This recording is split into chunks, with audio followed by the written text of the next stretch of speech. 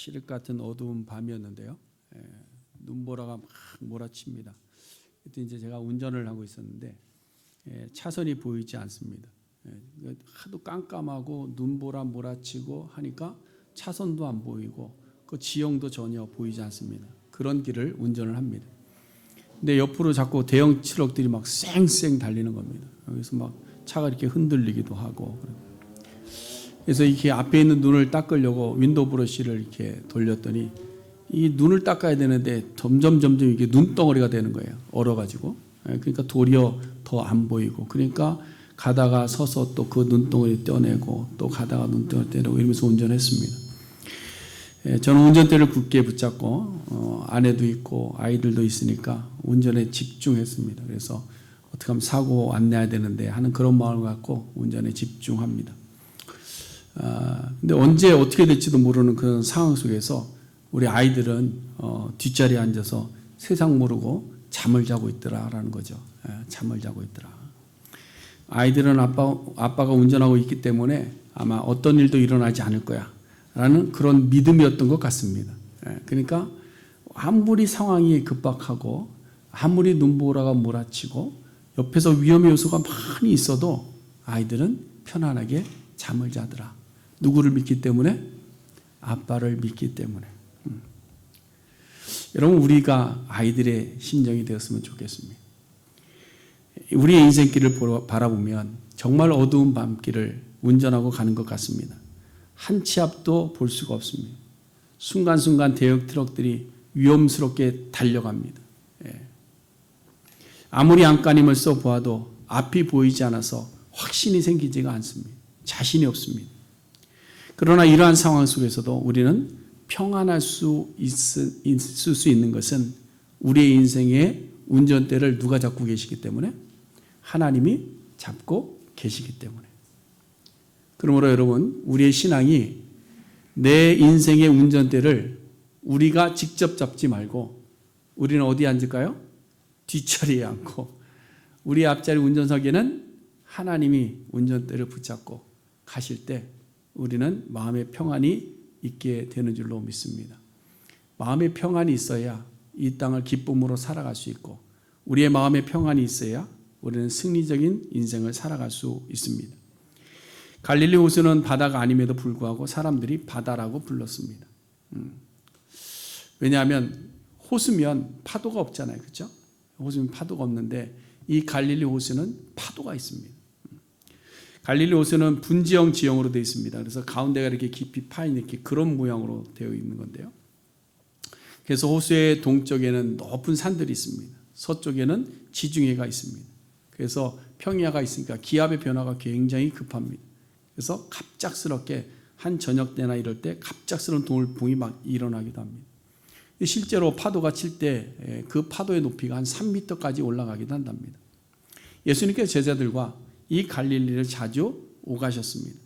그래서 하루는 예수님께서 제자들과 함께 가버나움 근처에서 배를 타시고 건너편 거라사 지역으로 이동하십니다. 근데 마침 이때 그 돌풍이 일어난 거죠. 그 파도의 크기가 얼마나 크고 거세였는지 제자들은 자신들이 죽을 것 같다는 위협을 느낀 겁니다. 이걸 이러다 죽겠다. 근데 옆에 보니까 예수님이 뭐하고 있어요? 주무시고 계세요. 무사태평입니다. 제자들은 예수님을 급하게 깨우며 말합니다. 선생님, 우리가 죽게 된 것을 왜 돌보지 않습니까? 근데 저는 이 제자들이 참 이상한 것 같아요. 아니, 바닷길은 누가 더 잘 알아요? 자기들이 더 잘 알아요. 바다에서는 더 익숙한 사람이에요. 근데 목수하던 예수님한테 와갖고 예수님, 우리가 바다에서 죽겠는데 우리 돌아보지 않는 이런 바보 같은 이야기를 하고 있는 것 같아요.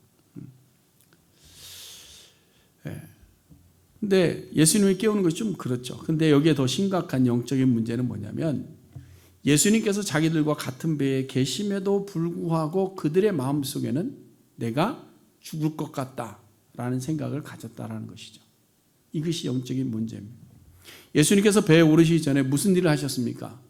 예수님이 배에 오르기 바로 직전에 한 일이 보면 나병 환자를 고칩니다. 중풍병자를 고칩니다. 장모의 열병을 고칩니다. 이거를 제자들이 다 보고 나서 그 다음에 배를 탄 거예요.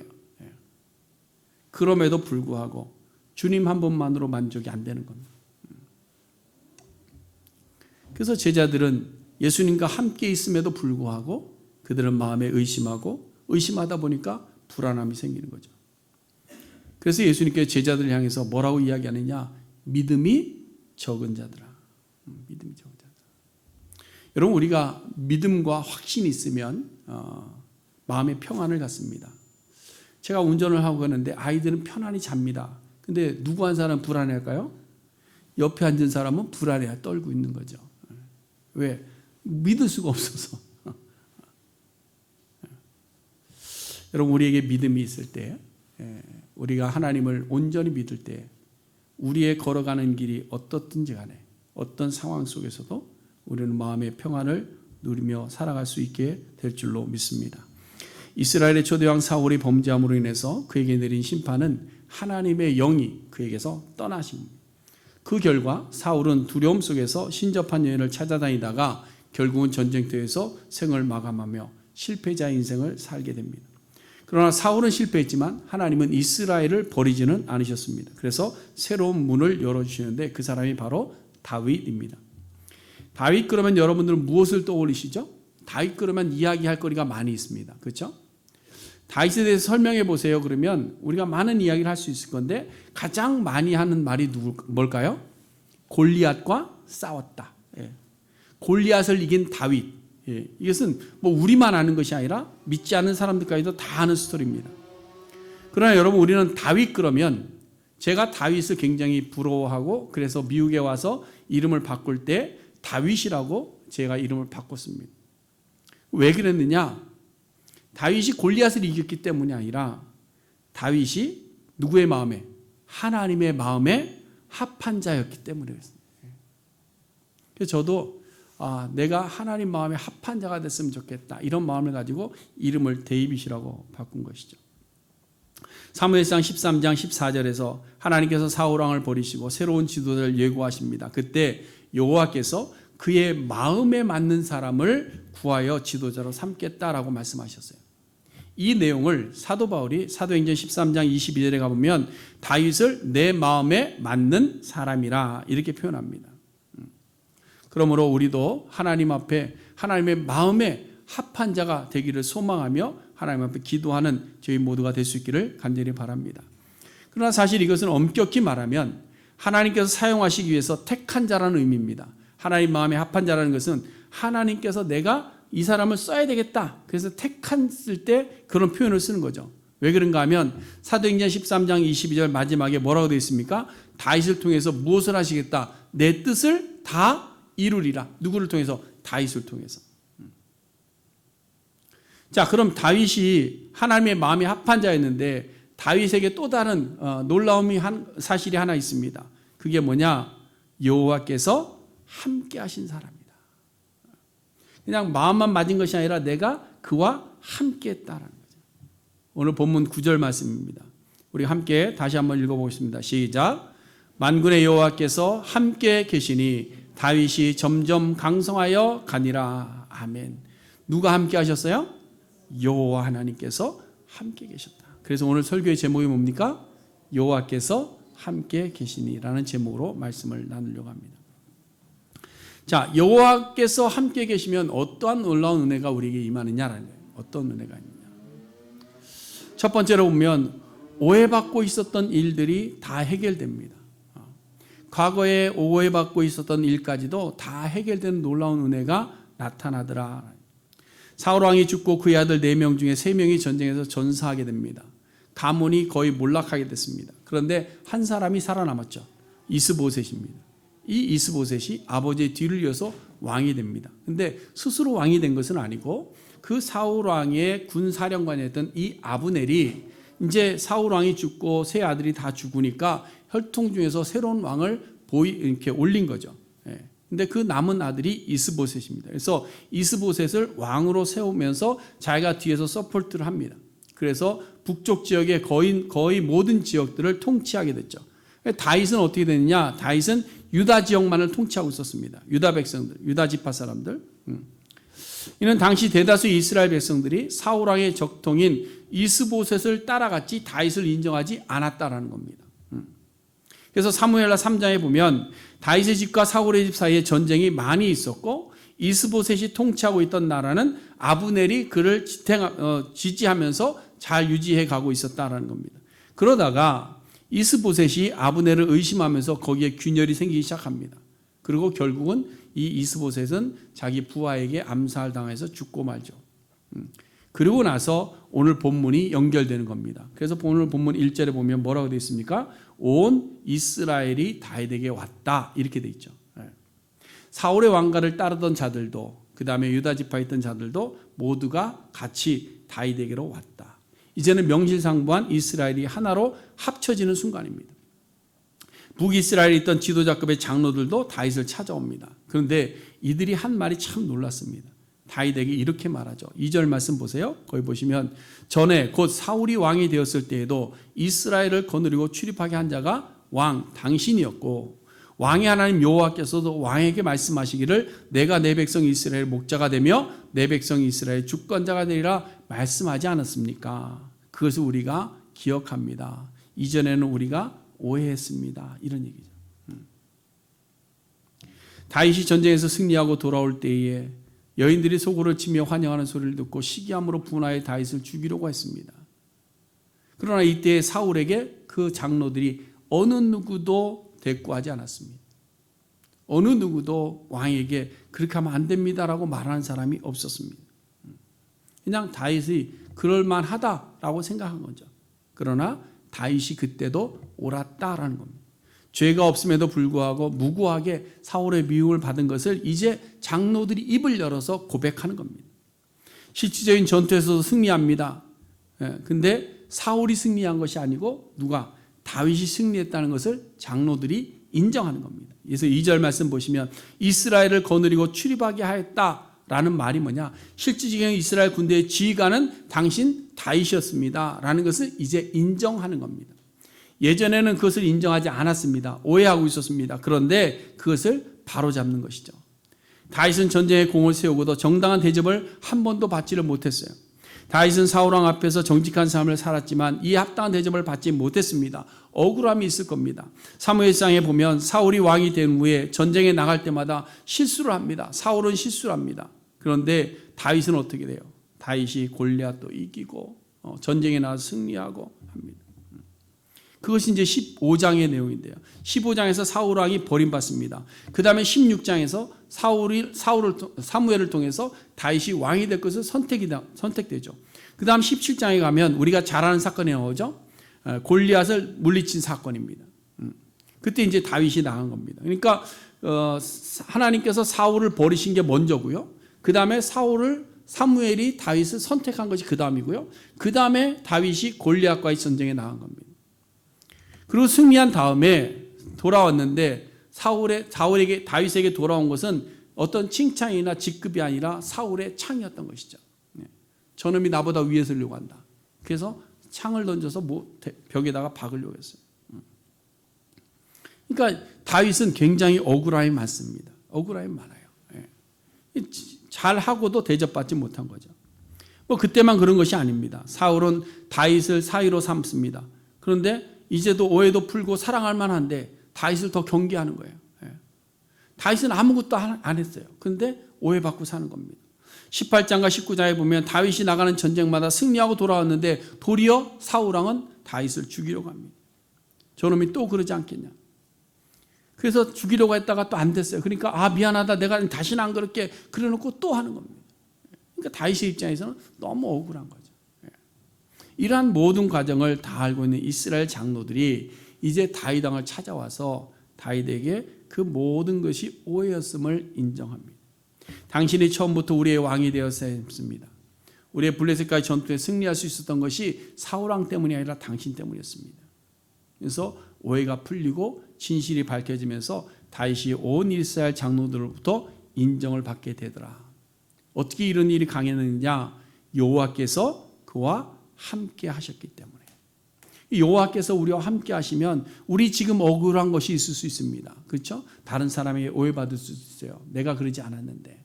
그렇지만 정직함으로 나중에 진실은 드러나게 되더라라는 거죠. 여러분 오해라는 것은 순간적인 감정 때문에 생겨나는 겁니다. 그러나 오해받는 것으로 인해서 여러분 두려워할 필요가 없는 것이 하나님께서 우리와 함께 하시고 하나님 앞에서 우리가 정직할 때에 진실은 반드시 드러나게 되더라. 그 대표적인 예가 한 사람이 있습니다. 여호와께서 함께 하셨던 또 다른 한 사람 누굴까요? 요셉입니다. 요셉. 너무나도 솔직한 사람이에요. 요셉은 어려서부터 솔직했습니다. 그래서 형들의 그 솔직함 때문에 미움받았어요. 그래서 솔직해서 도리어 노예상으로 팔려갔습니다. 요셉의 입장에서 억울할 수 있습니다.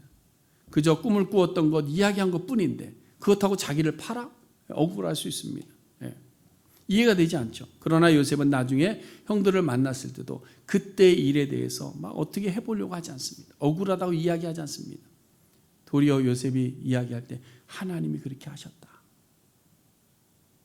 그러니까 도리어 그 형들이 오해를 풀고 요셉을 인정하게 되죠. 또 노예로 팔려갔을 때도 억울한 일을 또 당합니다. 보디발의 아내가 유혹합니다. 근데 동의하지 않았어요. 옷을 버리고 도망갔습니다. 그럼에도 불구하고 요셉은 감옥에 들어갑니다. 그러나 이에 대해서 요셉은 무엇을 스스로 해보려고 하지 않습니다. 그저 감옥에서 또 열심히 충성되이 살아갑니다. 결국 여호와 하나님께서 그를 감옥에서 풀려나게 하시죠.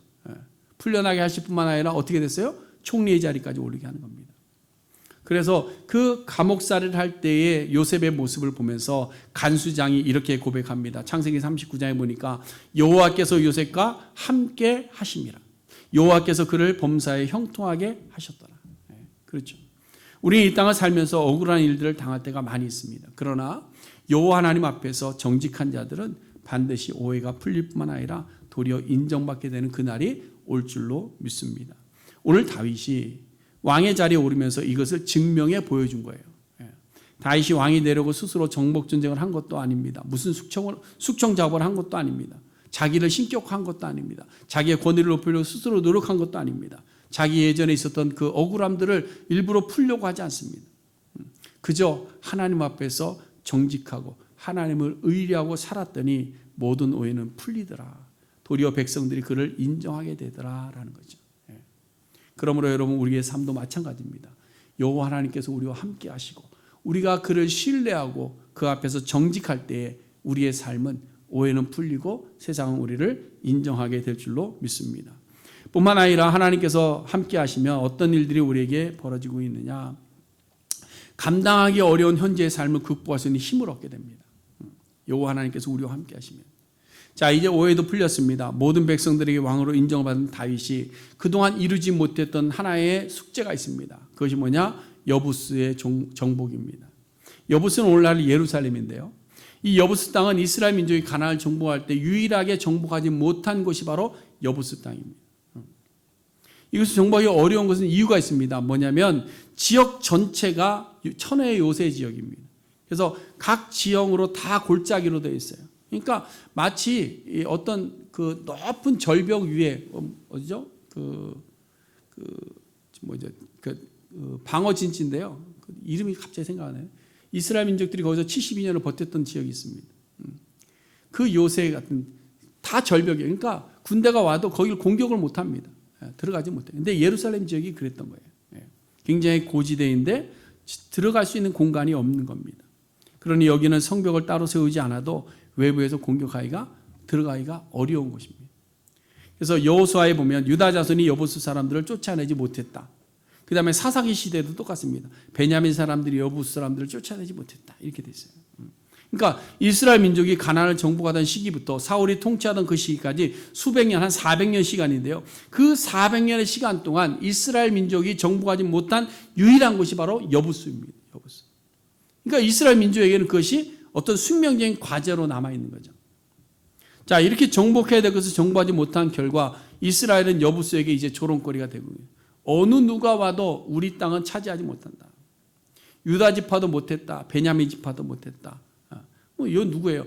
베냐민 지파의 사울왕도 못했다. 유다 지파 너 다윗도 못한다. 이 얘기예요. 5절 말씀에 보니까 다윗이 여부스에 도착합니다. 그래서 여부스 이제 공격하려고 하는데 여부스의 원주민들이 조롱하면서 말합니다. 너희 조상들도 여기는 못 들어와 봤어. 너도 여기는 못 들어온다. 아주 비소 섞인 이야기로 합니다. 내가 이리로 들어오지 못하리라. 근데 사무엘하 5장 6절에 보니까 그 말만 한 것이 아니라 내가 이리로 들어오지 못하리라고 이어서 한 말이 있습니다. 그게 뭐냐? 맹인과 다리 저는 자라도 너를 물리치리라. 이게 무슨 말이에요? 너 정도는 내가 새끼손가락으로도 이길 수 있어, 이런 얘기입니다. 굉장히 조롱하는 말이죠. 야, 너 정도는 내가 한 발로 뛰어도 너보다 빠르겠다, 뭐 이런 얘기입니다. 다윗은 여부스 사람들이 이런 말을 듣지만 눈 하나 깜짝하지 않습니다. 자존심 상해하지 않습니다. 왜? 이미 경험해봤기 때문에 괜찮은 거예요. 그런 말 해도. 다윗은 어려서 골리앗과 싸울 때 그때 그 거인이 뭐라고 이야기했어요? 네가 나를 개로 알아? 내가 너를 공중에 세워 들짐승에 밥으로 주겠다. 막 조롱합니다. 그런 얘기를 들어왔어요. 그러니까 그때도 끔찍하지 않았던 이 다윗이기 때문에 지금 여부스의 사람들이 아무리 그런 얘기를 해도 꼼짝하지는 않습니다. 요동치지 않습니다. 어떻게 이렇게 강할 수 있을까? 그것은 바로 여호와 하나님께서 함께 하심이 있기 때문입니다. 함께 하심. 결국 다윗은 조롱하는 여부스 원주민들을 물리칩니다. 물리치고 그 여부스 땅을 차지함으로 가나안 정복을 완성하죠. 그러면서 그 여부스 땅에 다윗이 거하면서 다윗 성이라고 그랬고 시온 성이라는 말이 그때 나오기 시작한 겁니다. 그러면서 그 땅을 지금 예루살렘이라고 하고 그곳에 무엇이 세워졌죠? 성전이 세워지면서 영적인 삶의 초석을 놓게 된 겁니다. 여호와께서 함께 하시니까 이런 놀라운 일들이 지금 우리가 해결하지 못하는 일들이 해결되더라라는 것이죠. 오늘날 우리는 현실적인 여부수로 인해서 고민하는 경우가 많이 있습니다.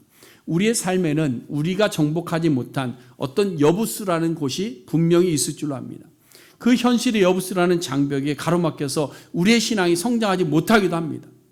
지난주에도 한번 말씀을 드렸습니다만 우리의 삶의 순간순간 우리를 조롱하는 악마의 속사람들이 있습니다. 그게 뭐냐? 야, 그거 봐라. 너는 안 돼. 이겁니다. 너 아무리 다짐해봐라. 안 돼. 이게 자꾸 듣다 보면 아, 나는 안 되나 보다. 이게 뭐냐면 여부수입니다. 여부수. 할 수 있습니다. 그런데 우리는 안 된다라고 포기해버리는 거죠.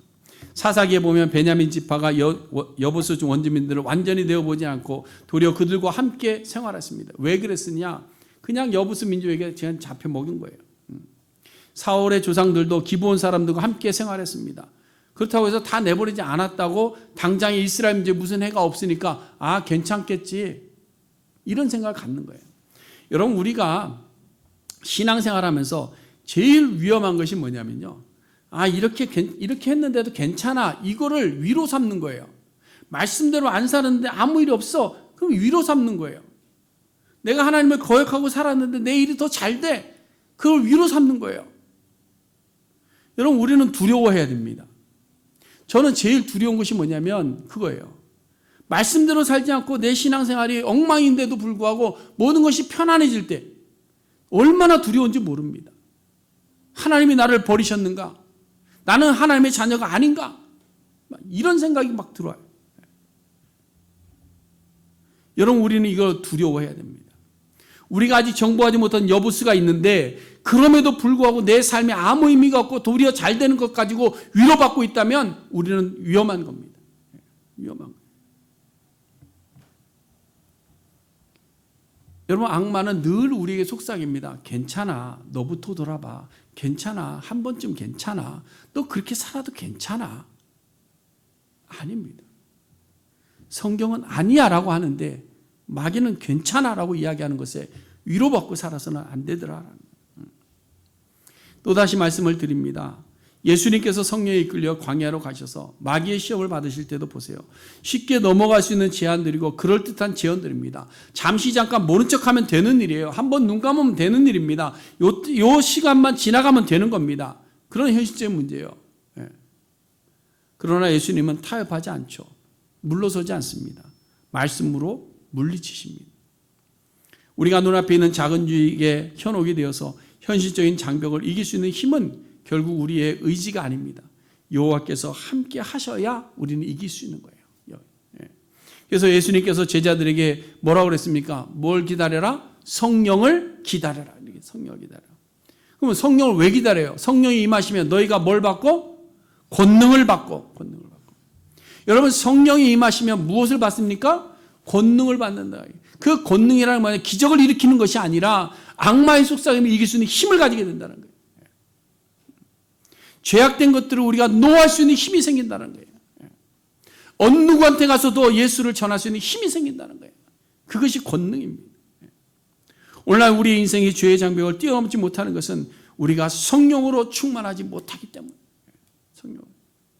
지난 한 주간 여러분들은 얼마나 많은 악마의 속삭임과 싸우셨는가요? 혹시 카운트 하실 수 있나요? 악마의 속삭임을 알면서도 그냥 영적인 삶을 버리고 세상의 것을 선택하며 거짓 위로를 받고 살지는 않으셨습니까? 여부수의 장벽이에요. 우리가 이 여부수의 장벽을 남겨두면 그들은 도리어 우리를 조롱합니다. 그렇게 되지 않도록 하기 위해서 우리는 여부수라는 영적인 장애물을 뛰어넘어야 돼요. 극복해야 돼요. 우리 힘으로 안 되는 거예요. 우리 힘으로. 누가 함께 하실 때? 여호와께서 함께 하실 때에 가능한 겁니다. 그래서 우리가 죄를 이기고 나면 우리의 그 자리가 뭐가 되느냐? 다윗의 성이 되는 거예요. 하나님의 전이 있는 다윗의 성이 되는 겁니다. 그러므로 여러분, 죄와 싸울 수 있는 힘을 달라고 하나님 앞에 기도하실 수 있기를 간절히 바랍니다. 성령으로 충만할 때 우리는 여부수를 무너뜨릴 수 있는 거예요. 성령으로 충만할 때 죄의 유혹을 이길 수 있는 겁니다. 자, 마지막으로 여호와께서 함께 하시면 무엇이 또 우리에게 주어지느냐? 밝은 미래를 우리는 보장받게 됩니다. 우리가 9절 말씀에 보면 만군의 여호와께서 함께 계시니 그 다음 뭐라고 되어 있죠? 다윗이 점점 강성하여 가니라. 이 미래적인 겁니다. 다윗은 어린 목동으로 집안에서도 그리 기대하지 않았던 아들이에요. 형들도 다윗이 어려서부터 무슨 용맹한 모습을 보여도 그것 인정하지 않았습니다. 괜히 전쟁터 가서 만영 부린다고 혼났습니다. 골리앗과 싸우겠다고 내가 나갈게요 그랬더니 야 이놈아 뒤로 나와. 네가 뭐 한다고 나가. 가서 양이나 쳐라. 무시당하던 다윗입니다. 사무엘이 기름을 부을 때에도 모든 가족이 어루둥절했습니다. 기름부를 받았지만 이것을 믿을 수 없었기 때문에 그저 사울의 심기를 편안하게 해주려고 사울 앞에 가서 뭐 했어요? 악기탄을 일한 겁니다. 한마디로 정말 외적으로 보면 사울에 비해서 견줄 수 있는 것이 아무것도 없는 미약한 다윗이었지만 다윗이 점점 어떻게 됐다? 강성하여 가니라. 목동에서 수금 타는 아이로 왕이 되었습니다. 통일왕국 시대에 열었습니다. 조상들이 정복하지 못했던 400년 동안 정복하지 못했던 여부수를 정복합니다. 이것이 뭐냐? 여호와께서 함께 하시니 점점 강성하여 가니라. 이것은 다윗의 능력이 아닙니다. 다윗이 머리가 좋고 재주가 뛰어나고 정치력이 있어서 강성해진 것이 아니에요. 오직 다윗에게 누가? 여호와께서 함께 하셨기 때문에 그의 미래가 밝았다라는. 그래서 다윗의 시편을 보면 다윗이 늘 어떻게 고백합니까? 하나님은 나의 힘이시고 하나님은 나의 산성이시고 하나님은 나의 방패가 되시고 하나님은 나의 능력이 되신다. 누가 능력이에요? 하나님이 능력이에요. 하나님. 우리의 힘으로 할 수 있는 것이 없습니다. 우리의 힘으로 죄를 이길 수 있나요? 못 이겨요. 우리의 힘으로 미래를 만들 수 있을까요? 못 만듭니다. 우리가 성령 안에 거하고 우리가 여호와 하나님과 함께하지 않으면 우리는 실패할 수밖에 없는 그런 존재들입니다. 그러나 여호와 하나님께서 함께하실 때 우리는 절대로 실패할 수가 없는 존재들이에요. 바꾸면 그런 거예요. 하나님이 우리와 함께하시면 실패할 수 있다 없다? 없다라는 게 없다. 여러분 창세기 보면 우리의 족장들이 이미 그것을 다 증명해 보였습니다. 하나님께서 아브라함에게 함께 하셨을 때 나그네 된 아브라함이 어떻게 됐을까요? 아무것도 가진 것 없이 나그네로 들어왔는데 거부가 됐습니다. 하나님께서 이사에게 함께 하셨을 때 농사를 졌는데 다른 사람들보다 100배의 실을 얻었어요. 하나님께서 야곱에게 함께 하셨습니다. 삼촌의 집에 도망가 살았는데 부당한 대우를 받았음에도 불구하고 돌아올 때는 거부가 되어 돌아오더라. 하나님께서 요셉과 함께 하셨습니다. 노예의 신분으로 들어갔습니다. 집 치우고 가서 양 치우고 했습니다. 감옥까지 들어갔습니다. 그러나 하나님께서 함께 하시니까 그가 총리의 자리까지 올라갈 수 있었던 거예요. 그렇다면 여러분 우리의 미래를 누구에게 맡겨야 될까요? 예? 예. 아직 답을 못 찾은 분이 많아요. 예. 한 두 분만 답을 찾고. 우리의 미래를 누구에게 맡겨야 되겠어요? 여호와 하나님께 맡겨야 돼요. 자, 우리 신명기 20장 한번 찾아보세요. 신명기 20장. 아직 가나안이라는 약속 광야에 들어가기 전에 광야에 있을 때 하나님께서 미래에 대한 약속을 주시면서 하신 말씀입니다. 20장 1절 말씀 같이 읽어봅니다. 시작.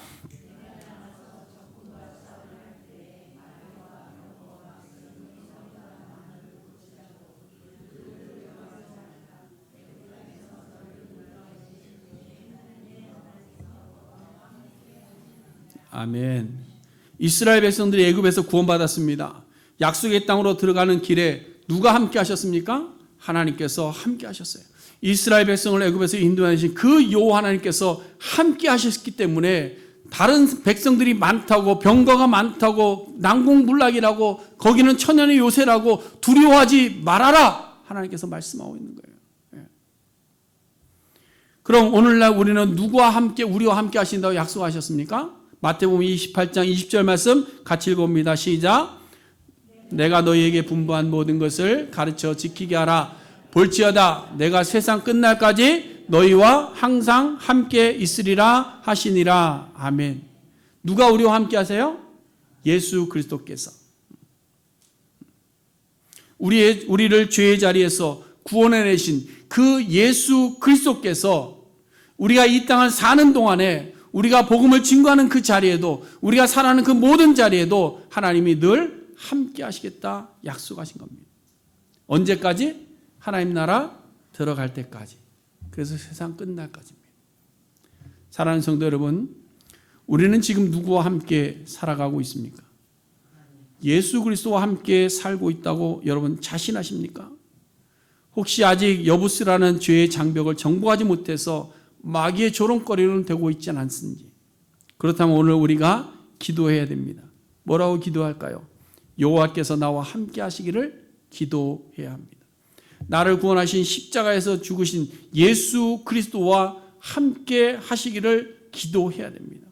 우리를 인정하여 주시고 여부스를 정복하게 하시고 영원한 하나님의 나라로 인도하여 주실 그 성령으로 충만하기를 여러분 기도해야 될 줄로 믿습니다. 여호와께서 우리와 함께 하실 때에 우리는 과거의 오해도 풀리고 세상에서도 인정받는 성도가 될 수 있습니다. 여호와께서 함께 하실 때에 우리는 현재의 여부스와 같은 그 장벽들을 극복하고 하나님의 처소인 다윗성을 크게 세울 수 있을 줄로 믿습니다. 여호와께서 함께 하실 때에 우리는 어떤 풍파에도 흔들림 없이 밝은 미래를 향해 견고하게 전진해 나아갈 수 있게 될 줄로 믿습니다. 그러므로 예수가 우리와 함께 계시니 시험이 오나 두려울까요? 안 두려울까요? 두려움.